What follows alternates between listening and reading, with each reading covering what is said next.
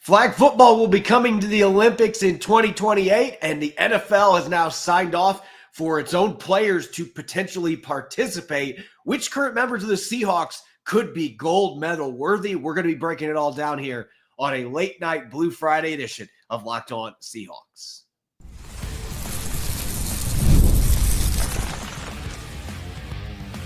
You are Locked On Seahawks, your daily Seattle Seahawks podcast. Part of the Locked On Podcast Network, your team every day. Greetings, 12. This is Corbin Smith, host of the Locked On Seahawks podcast, your daily Seahawks podcast, part of the Locked On Podcast Network, your team every day. Glad to be joined for the first time in several weeks. Glad to have Nick Lee back here for Blue Friday. We've just had crazy schedules that have not lined up, and a lot of it is my fault, so I apologize for that. But Nick Lee back here in the saddle again. We're ready to rock and roll here as we have our Blue Friday episode. And a special thanks to each and every one of the 12s who are tuning in, whether you are in Salem, Oregon, or Beloit, Wisconsin. We greatly appreciate each and every one of you for making Locked On Seahawks your first listen 5 days a week. We're going to have some fun on this show, diving into some best case and worst case scenarios for 10 random Seahawk veterans. So we don't even know who we're going to be asking each other about here. It's going to be a lot of fun here on a jam-packed episode brought your way by our friends at FanDuel. Right now, new customers can get $200 in bonus bets when your first $5 bet wins. Now for your lead story here on our Blue Friday edition of Locked On Seahawks. It's been one of the big storylines this week, along with the tush push not being banned and the NFL deciding not to try to fix what wasn't broken with the playoff system. The other big news, the NFL signing off on players to potentially be able to participate in the flag football portion of the Olympics in 2028. That is when flag football will be coming to the Summer Olympics, and a bunch of NFL players have been indicating they wanted to play, but up until this week, they were not allowed per NFL rules. That has now changed. And Nick, we don't know who is going to be on that team in 2028. And this is personally my opinion. There are a lot of really good flag football players that specialize in that sport that are going to be better than that at that than NFL players are going to be. So I'm curious if there's actually going to be very many NFL players that make that jump to be on a team in the Olympics. But nonetheless, we have to look at Seattle's current roster and consider who could be gold medal worthy in the 2028 Summer Olympics. And sir, I'm going to give you the mic first to dive into your starting five. Who are the five players? And it could be offense. Let's consider this. It has to be offense and defense. Who are the five Seahawks that you are picking to build a team that if you can't have subs, obviously you can have up to 10 players. That's what the rosters are built for. But let's say that you have to do one series, offense and defense, the same players every game. Who are going to be the five that you are rolling with and why? Yeah, I tried to find a good blend of athletes, size, position, versatility. I think one of the first obvious ones is Jackson Smith and Jigba. Just with the route running precision, he can dissect zones and the soft side of defenses, find those soft spots in coverage. He's got the sure hands. I mean, everything you'd want in a flag football player. And then on the kind of going off of that too, Elijah Arroyo. I know he's a rookie. I know he just got here, but just the build, the combination of size and speed. You don't see too many guys that size and speed. I don't think on your average flag football field at your local park. A guy of Elijah Arroyo's build. So you probably would create something of a size advantage with him, and also he can move pretty good. But also I could see them in a pinch playing decent defense as well, even especially with Arroyo's size. I think he can handle his own. And then Reek Woolen, I think, is another obvious one. And actually I'll reveal my next two: Reek Woolen and Nicky Manwari. I mean, talk about maybe two of the top 100 athletes in the entire world. From a pure athlete standpoint, position versatility, the great hands, great instincts, great football. Nicky Manwari has been praised for his ball hawking, his football IQ, dissecting offenses as a safety. Reek Woolen, of course, we're well versed in what he can do now with just the pure athleticism, the length. I mean, he will make life very miserable for the wide receivers from, I don't know, Wales, or the wide receiver from UK, or the wide receiver from Mexico, or whatever they're playing against. He would make life pretty hard for them. So my first four again. So JSN, Nick Manwari, Reek Woolen, and Elijah Arroyo, and then my wild card here. I'm pretty excited about this one. I went with a guy who passed for over 5,000 yards and over 30 touchdowns in his college career as a quarterback. No, not Jalen Milroe, not Sam Darnold, not even Drew Lock. Give me John Reese Plumlee, the receiver in the depth chart. He was a college quarterback turned receiver. Talk about a guy who can create some gadget plays. So in flag football, the quarterback can't run. That he either needs to hand it off or throw it. He can run only if it's a backwards pass or handoff or lateral, then he can go out for a pass. I can already dream up some of the trick plays that you can come up with an athlete like John Reese Plumlee. He can be your quarterback, but also draw up some backyard flag football plays for Mr. Plumlee. And also, he's a good enough athlete where you can stick him out there at safety or something, make some plays on defense where he's not going to be, the pocket passing quarterback that doesn't look like he belongs out there, like a glitch on Madden when all of a sudden your offense is playing defense. And why is Sam Darnold out there? I think that he can handle his own playing both sides. So yeah, I know that's a bit of a wild card, but John Reese Plumlee, just intriguing with the quarterback background. He could be your quarterback, but also just an all-around athlete. You can mix him up with a few trick plays, get the ball in the other guy's hands, and maybe he goes out for a pass or two. And really that can, I think, broaden your playbook with a guy like Plumlee. And the other thing about Reese Plumlee, I've noticed this from when I used to play flag football, that baseball players tend to do really well in flag football. And Reese Plumlee was a center fielder at both Ole Miss and Central Florida. So you add in that component, he can play the sandlot football. So he would make a lot of sense. As far as what my starting five would be, we are in agreement on Reek Woolen. I think when you have an athlete of that caliber with those ball skills, the other reason I'm excited, he was a college receiver for 2 years before he went to corner. So he can play offense and do great in flag football. So to me, Reek Woolen is a better fit than Manwari would be in this case. Devin Witherspoon, listen, I'd have to tell Devin Witherspoon before every game, like, look, this is not real football, Devin. You can't knock guys out. You can't hit them. But he is so quick with his pursuit angles that I think he would just cut off all of those routes to be able to pull the flags. And he's got great ball skills. He played some receiver. He was a basketball player. There, to me, there's a lot of versatility to his athleticism.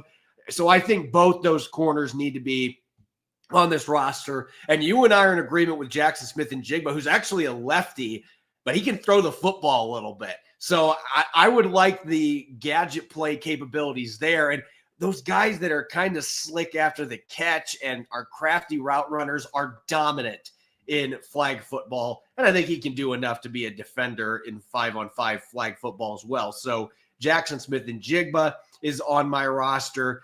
As for the other two spots, I had to think this over. Ken Walker III was a receiver in high school. And when he went to Michigan State or Wake Forest first, and then eventually Michigan State, like, there's receiver background in this game. And you can hand the ball off to guys. Ken Walker's one of those dudes that can make you whiff and not touch the flags. And I love having a guy like that. And he can absolutely play defense too with his athleticism.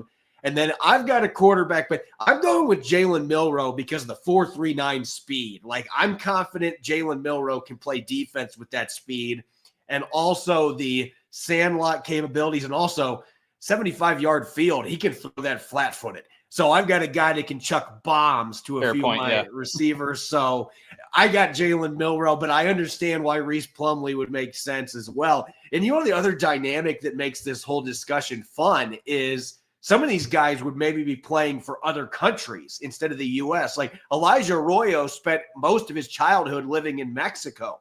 So by Olympic rules, he could be on the Mexican team if that's what he wanted to do. Maybe he's like, well, I can't get on the American team, but I'm going to play for the Mexican team.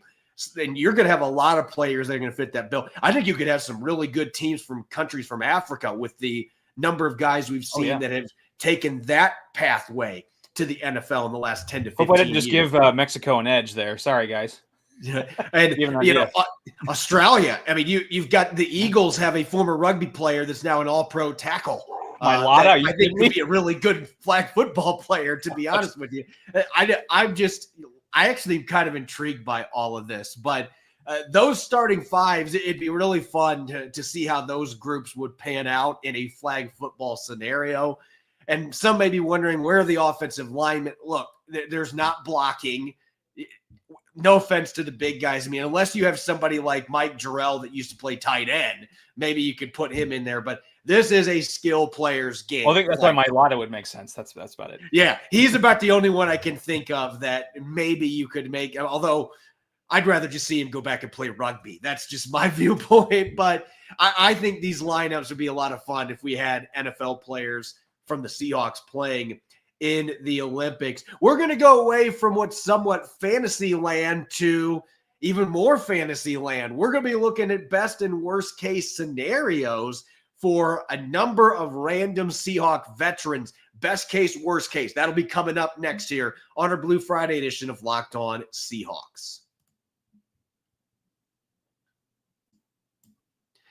This episode is brought your way by FanDuel. The NBA playoffs are in full swing, and every night delivers highlight-worthy performances, major momentum shifts, and can't-miss moments. Whether it's a game-winning shot or a breakout player, there's never been a better time to get in on the action. Right now, when you join FanDuel and place your first $5 bet, you'll get $250 in bonus bets if your bet wins. I love how FanDuel makes betting so easy, whether it's picking my favorite team in a matchup or diving into player props for teams still remaining in the conference finals. From Tyrese Halliburton nailing clutch jumpers, even if they bounce 50 feet off of the rim, they still find a way to go in, to Rudy Gobert's dominant defensive prowess. FanDuel has so many ways to bet your favorite player props. Plus, after the game tips off, you can even combine live prop bets into a same-game parlay for a chance to win big. Don't miss out. Head to FanDuel.com and claim your $250 in bonus bets today.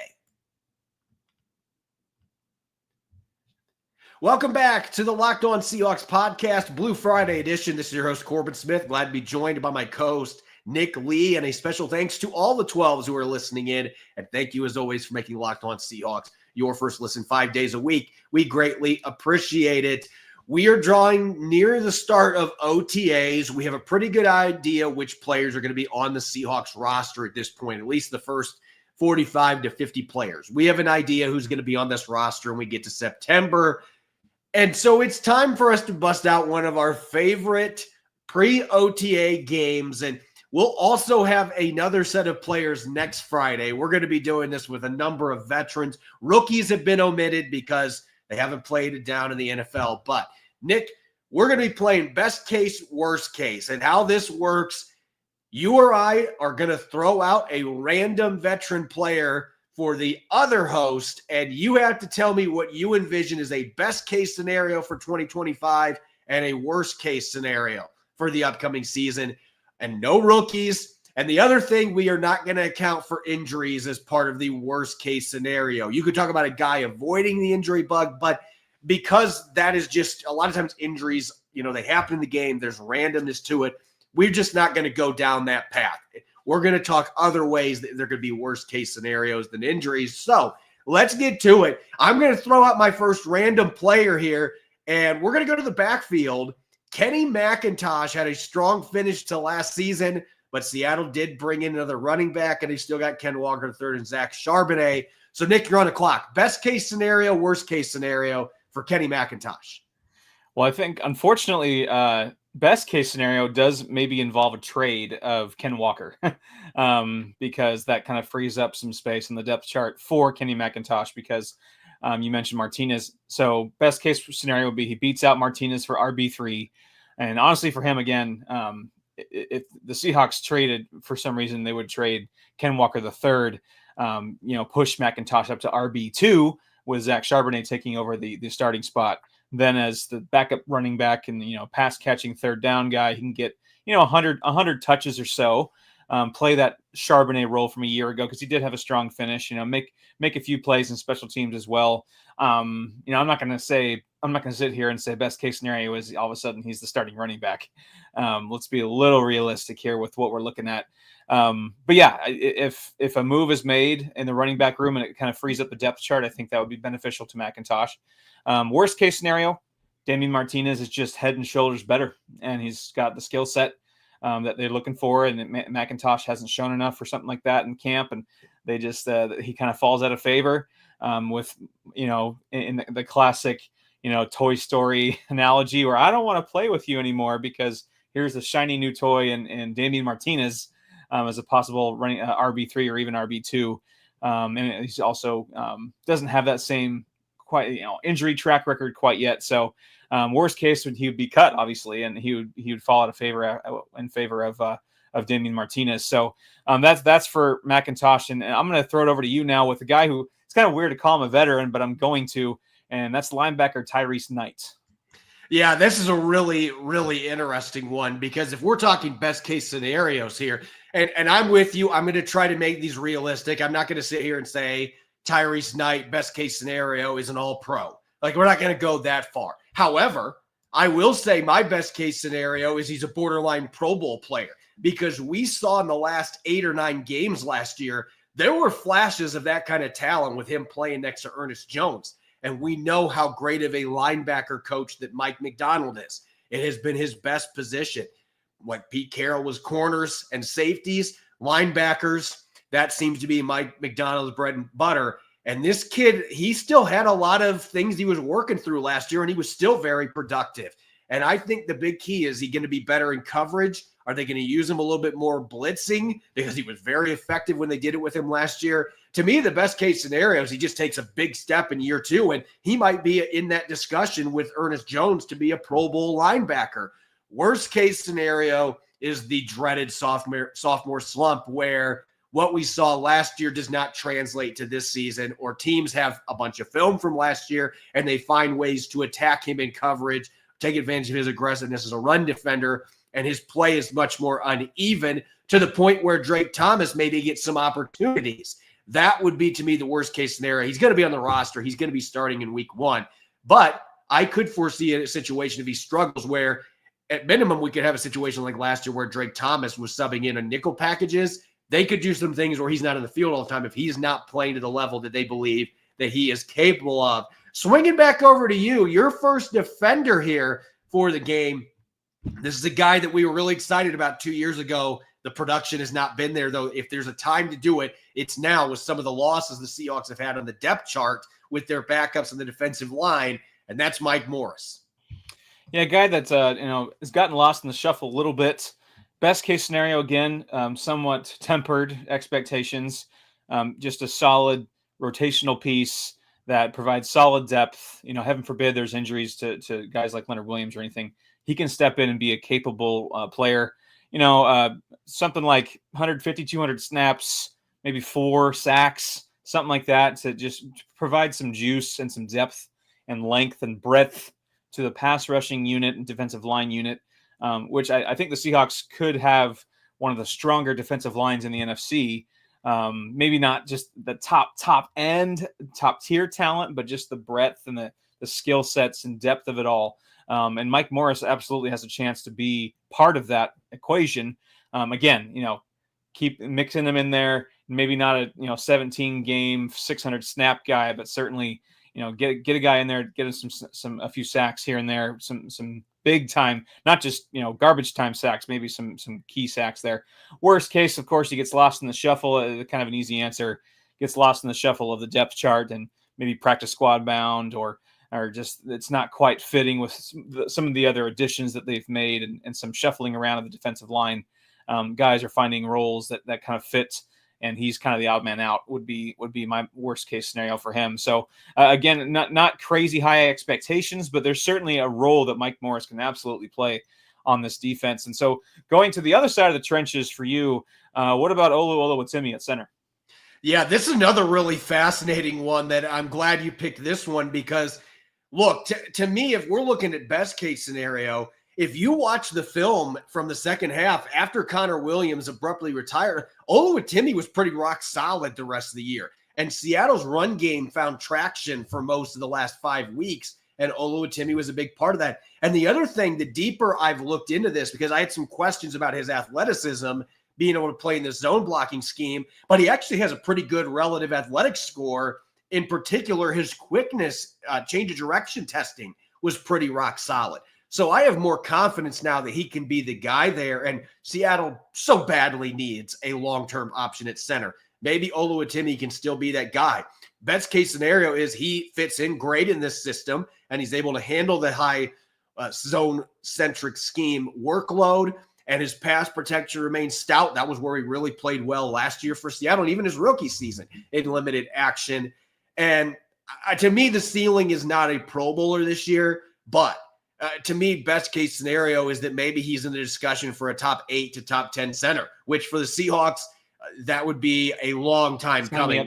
Max Unger, the ghost of Max Unger. Maybe finally you have somebody that can approach that level of play. Worst case scenario is that he isn't the best fit, but there's another guy on the roster that is by the name of Jalen Sundell, who, oh, by the way, we can put him next to Gray Zabel and we have extra continuity because these two have played a ton of snaps together at North Dakota State. I'm not ruling out the possibility that that could happen.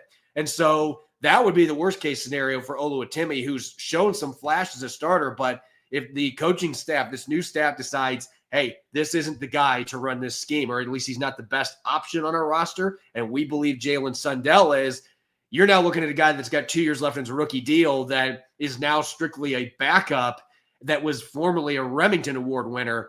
That would be the worst case scenario to me. He loses that job. It puts his future a little bit in doubt potentially with the Seattle Seahawks if he cannot win that job. All right, Nick, I've got one more for you, and I'm going to stick on the offensive line here. One more for this segment. And this is a guy that's now got a fifth-year option. The first player John Schneider has drafted that he has ever picked up the fifth-year option for. Noah Fant was not drafted by the Seahawks, and they picked his up a few years ago after the Russell Wilson trade. And that would be Charles Cross, the first ever Seahawks draft pick that is going to have that fifth-year option picked up. And that makes this a very important fourth season for him. Yeah, and you kind of you with your narrative with Oluwatimi about the ceiling not being quite Pro Bowl level this year. For best case scenario for Charles Cross, it absolutely is. He in that first month, if you remember, I know that the strength of schedule was a little bit not up to par with what the Seahawks maybe faced down the stretch. But Charles Cross was feasting. He played really well that first month, and I think I remember I tweeted out like he is like the best left tackle in football over the first 4 or 5 weeks of the season. And he kind of plateaued a little bit, showed a little bit of cracks and leaks there. But his best case scenario was that first month or so of last season becomes something of a new norm, and he is that Pro Bowl left tackle. I'm not going to say Walter Jones Hall of Fame quite yet, but Pro Bowl level left tackle. But if he's becoming that, I mean, he's absolutely worth that fifth-year option. Becomes a discount at that point. So yeah, I think an extra and that step between what he was as a whole last year and becoming a Pro Bowl left tackle, I don't think is a giant leap. I think it's more of like a little shuffle forward. It's a consistency thing. Yeah, it's a consistency thing. It's not this huge pie in the sky idea. He has it in him and he's shown it. He just needs to be a bit more consistent, like you said. And then he's there. He's a Pro Bowl left tackle. Worst case scenario, he regresses. Things that the cracks that were showing a little bit towards the end and middle of last year become holes, the leaky holes in the dam.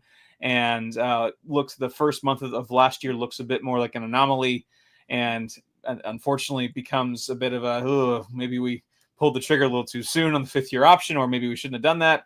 And the fifth-year option thing is starting to look a little bit albatrossy with how that turns out. I don't see that happening though. I still think the worst-case scenario for him at this point is he's an okay left tackle. He's not maybe your franchise Pro Bowler, but he's still. If Charles Cross is an okay left tackle, I mean, there's certainly bigger issues at hand, I think, with the Seahawks. I think they can live with that if other people evolve along the offensive line, but I don't see him, he's going to be terrible. He's going to be cut and, all that stuff. But the worst case scenario is that he's just okay. And maybe a bit overpaid perhaps with the later years of his rookie deal, but still, I think that the floor for Charles Cross is fairly high. When we come back, we've got 5 more players that we're going to be diving into best and worst case scenarios, veterans for the Seahawks. We're going to get to those next 5 coming up here on our Blue Friday edition of Locked On Seahawks.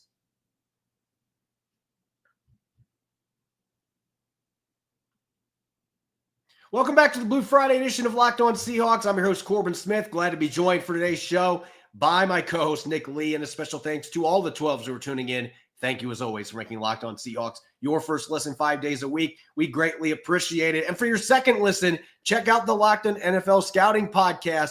The NFL Draft is way in the rearview mirror, but the roster moves and news never stop. Kyle Krabs and Joe Marino will make you the most informed NFL fans this offseason. Find Locked On NFL Scouting on YouTube or wherever you listen to your podcasts. It's all about best and worst case scenarios here on this Blue Friday episode. We're looking at a bunch of returning Seahawks veterans and discussing what the best scenario for 2025 would be and what the worst case would be. And Nick, it just happens to be my turn, so time for you to pull out your random player to discuss here. Again, someone that I feel weird calling a veteran, but I'm hoping he plays like one this year, and that's Byron Murphy, the former first-round pick. Yeah, you look at the numbers last year. They were disappointing. That's the reality. The numbers were disappointing. Half of a sack, only a couple quarterback hits. You didn't get the pass rushing production anywhere close that you were hoping to. And yet, when you turn on the film, it paints a little bit of a different story with Byron Murphy II. Remember the 3 games that he missed with an injury? The run defense was dramatically worse. Oh, I noticed.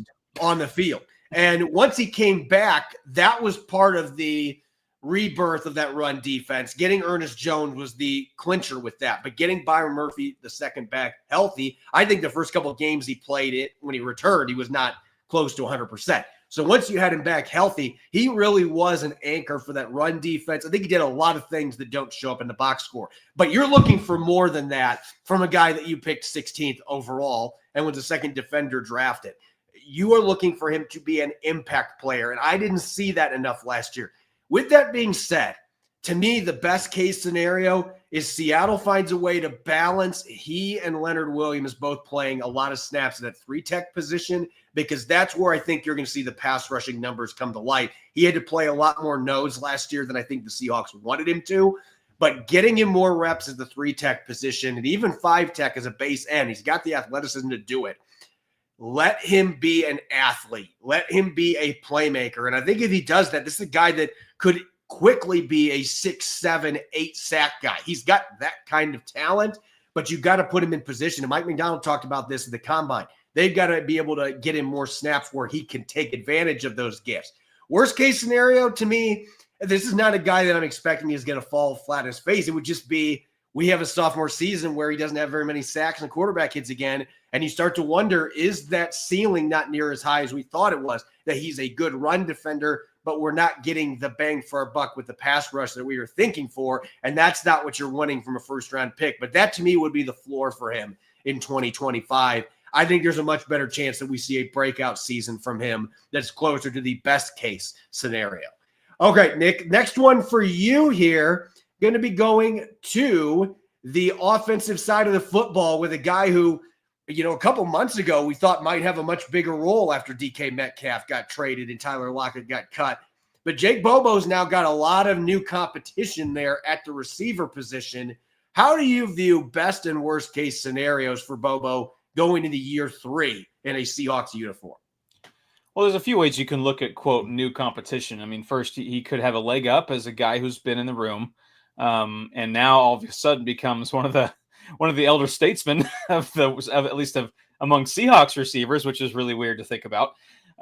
So best case scenario for him, I think, is that the coaches opt for that. The coaches see that as a plus, as an advantage, that even though the system will be different, he's been in the stadium and the locker room with the team long enough to merit a roster spot, because even that, I think, is in question for Jake Bobo. And I'm not going to sit here and say he's going to be a 500-yard, 5-touchdown guy. But I think that he could carve out another role where he gets a couple targets here and there during the game, maybe 15 to 20 targets, a couple touchdowns here. And of course the fans go nuts because they want hashtag more Bobo. That hashtag gets revived as the best part of the best case scenario, and kind of beats out some of the young guns out here. And, you know, the Torrey Hortons of the world, Ricky White, Steven Sims, Cody White, Derek Young, Tyron Broden, all those guys that kind of towards the bottom of the depth chart that could creep up as the summer intensifies towards camp. He can stave those guys off with a bit more veteran savvy that he has, and taking this opportunity he has and running with it with the depth chart kind of being shaken up. So again, tempered expectations, but still has a role. Worst case scenario, kind of the opposite. The fit is bad from the jump with the new offense, the new system, new coaching staff, gets leapfrogged by the young guys and just gets lost in the shuffle, cut before camp ends. I could see that scenario too. I'm not sure if the fit is perfect with what he needs to do in this offense, but he has, I think that on the positive side, he's going to have a chance to show that with the shakeup and the opportunity that is presented to him. But there is that floor where he is without a job in Seattle come August. All right, you're back up, sir. Time to throw Right. your next veteran at me. Well, I'll go with a receiver, another receiver back at you, a guy who I doubt has roster, question marks on whether or not he'll be on the roster, and a local hero who's, I guess he's not a returning Seahawk, but Mr. Cooper Kupp. Yeah, this is another one. Look, I don't think the worst case scenario, since we're not talking injuries, that has been the biggest issue for Cooper Kupp.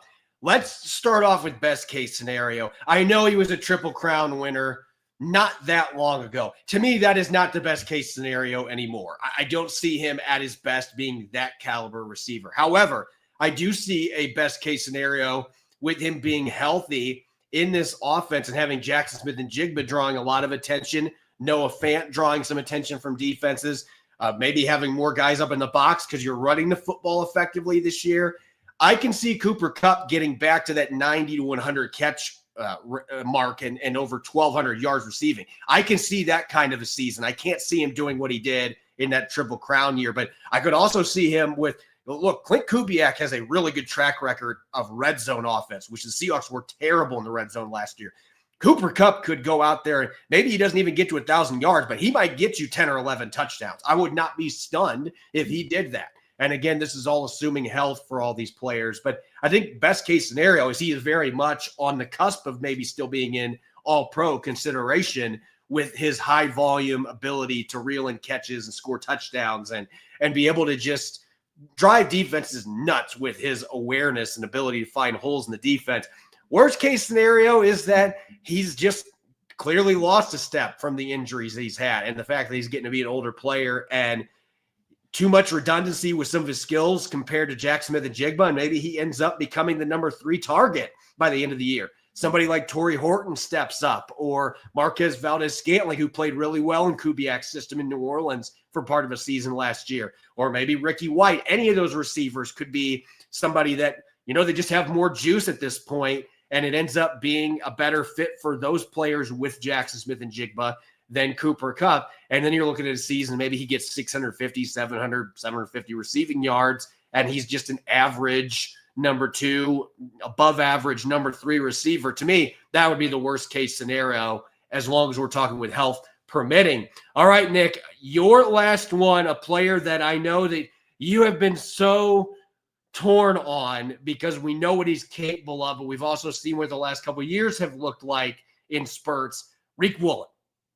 Reek Woolen just screams to me a guy that if you let him go, if somehow the Seahawks let him go for whatever reason, I that just will come back and bite you. The team will find a way to make him what he was his rookie year.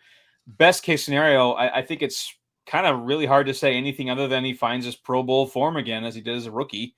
4+ interceptions again, maybe a defensive touchdown with that elite athleticism. And he finds that form, but not just finds his rookie form, but a Reek Woolen 2.0, because obviously he's not a rookie anymore. He's got lots of pelts on the wall, so to speak, just with his experience in the NFL now in a couple systems, couple coaches, and he uses that. And with this being something of a walk here, perhaps that he is motivated by that, and it turns into a really solid Pro Bowl season. And the Seahawks, well, I guess as a two-edged sword, he'll be more expensive because of that. But I think the Seahawks would probably gladly pay that with his athleticism. So obviously the best case scenario is all that comes together for him again, and even in a better situation than he was even as a rookie, and he's a Pro Bowler again. Worst case scenario, Tackling is still an issue. Some lapses in the mental game with coverage and scheme. That kind of continues. Fans are calling for him to just walk. I don't want to bring him back. He can go in free agency, and fans will be done with that. Because he is a frustrating player at times. Frustrating because we know what he is capable of. And I'm very bullish on him with the Seahawks, just with all that he brings to the table, if he can just put it together. And I just, maybe it's because as a Padres guy, I see a Tatis where he's got all the stuff, and just keep it going and just use that and just harness that, because you can become one of the best at your position. Just sometimes there's a little lapse there.